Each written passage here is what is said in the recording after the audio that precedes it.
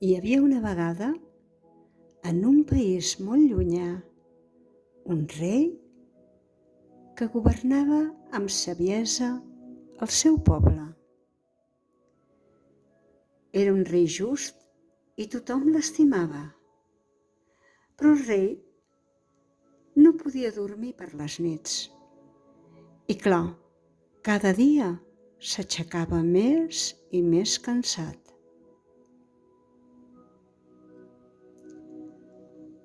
Mica en mica, el rei se va adonar que no podia continuar d'aquella manera.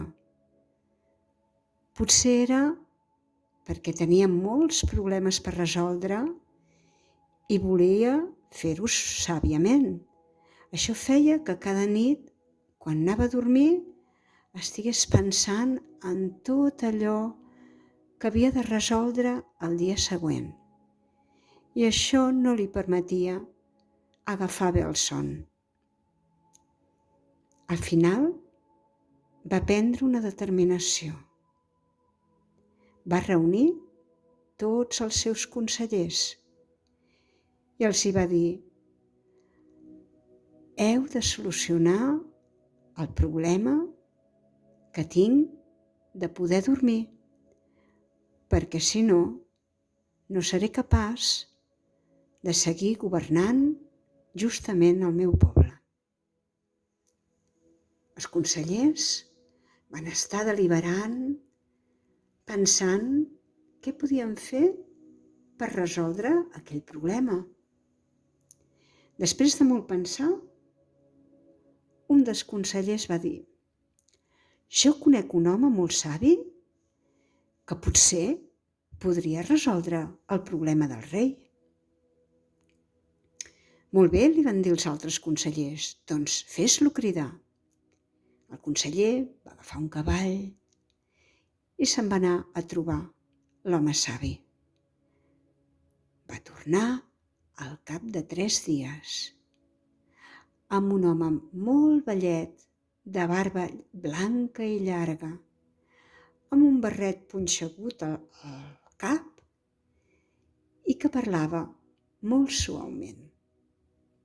Va ser presentat al rei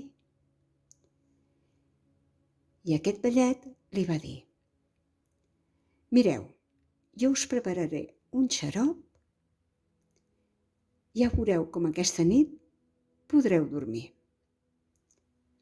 Es va fer portar tot d'herbes i d'ingredients estranys i es va passar tot el dia preparant aquell xarop que havia de guarir el rei del seu insomni.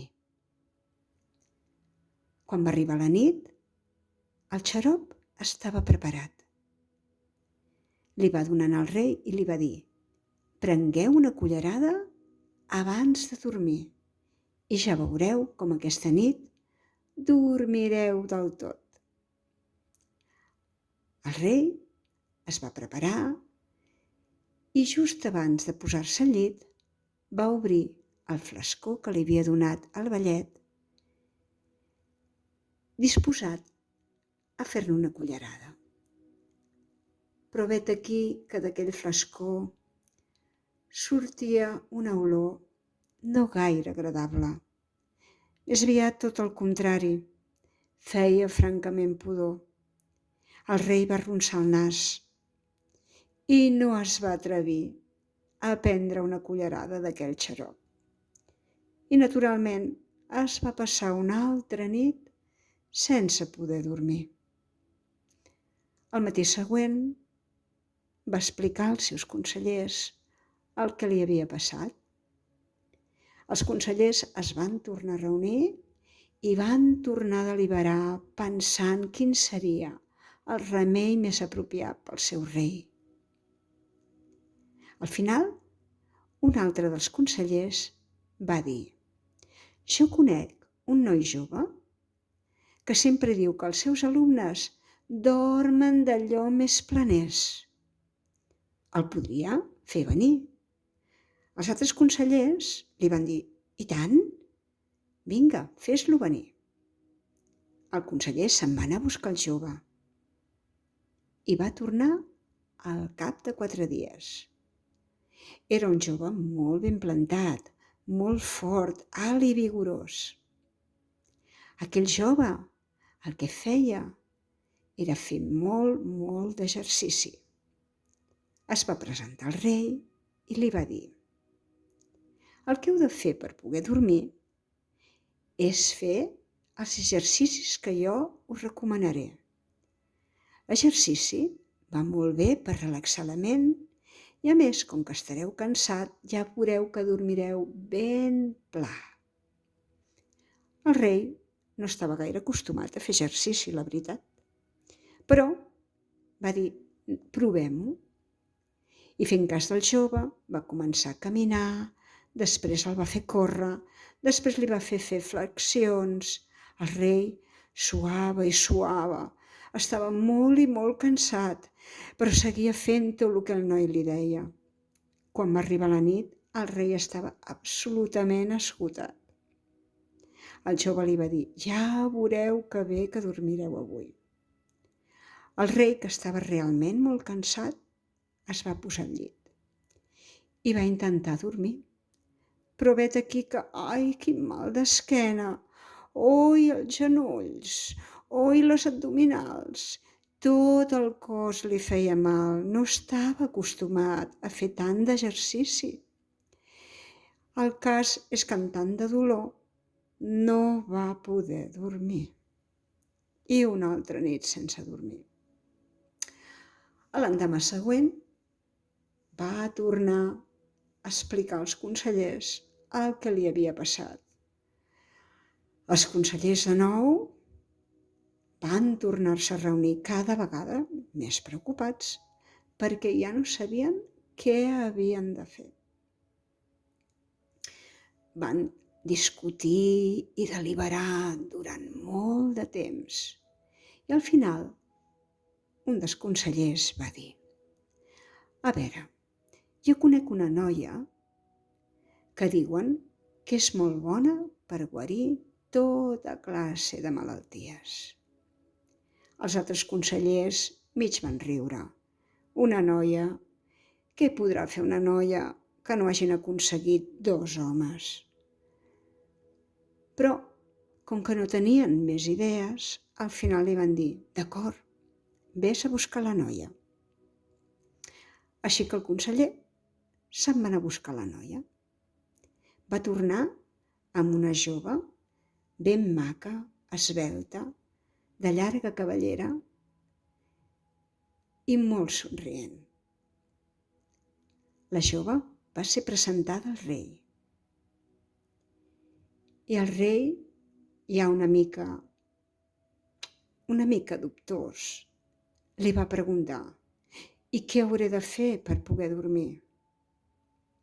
I es va sorprendre molt quan la noia li va dir: no heu de fer res, jo ho faré tot. No us heu de preocupar de res, només m'heu de permetre que quan aneu a dormir jo pugui seure a la vora del vostre llit. El rei es va quedar realment sorprès, però va acceptar. Així és que durant el dia va fer la feina que li tocava fer i a l'arribar la nit es va posar al llit i va deixar que entrés la noia. La noia va seure al costat del llit del rei. Portava un instrument musical que va començar a tocar molt suaument. Va fer també que apaguessin tots els llums de l'habitació i va deixar només una espelma encesa, una petita espelma que brillava molt dolçament, molt suaument. El rei va tancar els ulls i la noia va començar a parlar-li amb veu molt dolça i li va dir: deixeu que tot el vostre cos es relaxi lentament. Imagineu que esteu en un núvol de cotó molt suau. I en aquest núvol us gronxeu dolçament i aneu deixant que tot el cos vagi pesant en aquest núvol. Deixeu que els peus pesin. Deixeu que les cames pesin. I deixeu que tota la pelvis pesi, ben deixada anar en aquest núvol. Sentiu com esteu flotant. I deixeu que tota l'esquena pesi ben dolça, ben suaument en aquest núvol. Deixeu que els braços pesin, les espatlles, les mans. Sentiu com tot es va relaxant. Pugeu també pel coll i relaxeu el cap. Deixeu que pesi. I relaxeu també tota la cara, el front, els ulls, la boca i la llengua. Sentiu com ara esteu flotant dins aquest núvol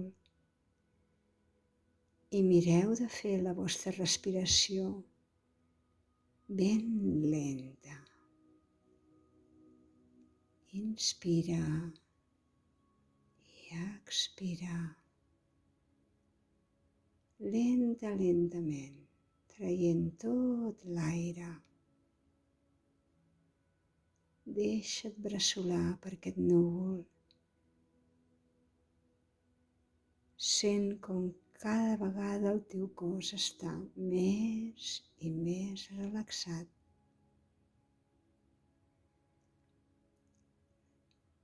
Nota com vas entrant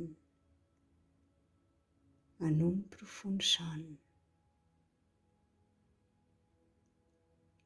Sent com tot el teu cos està ben relaxat. La noia